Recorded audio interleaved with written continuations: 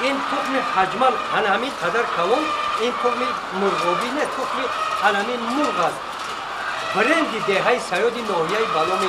همدانی استفاده می شود حجمال همین قدر تخمای کلان است در همین فرمای مرغانه استفاده می شود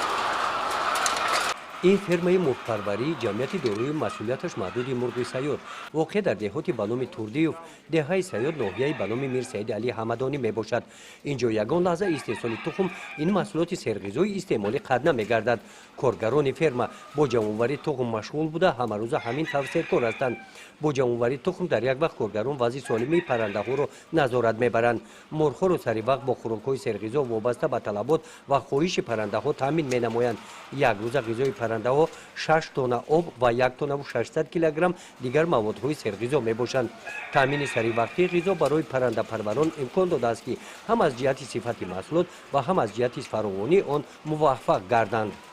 محصولات فرمای پرنده پروری تخم است برای خانه گردانیدن طلبات بازاری استعمالی استحصال محصولات طبق نقشه معین به راه مانده شده است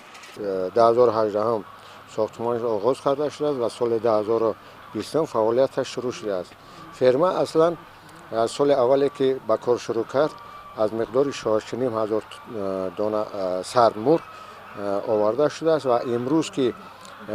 در نتیجه درآمد صافی همین خواجگیان فرما امروز شماره مرغان به 13,000 رسانده شده است که هر روز استحصال تخم وی تا 10-12,000 تخم استحصال کرده می شود و تخمای وی امروز در تمام مغازه های محل اینچنین در ناحیه همدانی و ناحیه فرخار پررا تامین کرده می شود که مشکلات مردم با آسانی حل خود را می یابند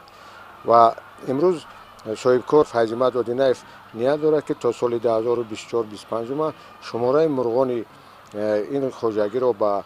20,000 سر برساند که باز هم در رشد و نموی پروگرام آذوقه‌آوری حصه خود را می‌گذارد.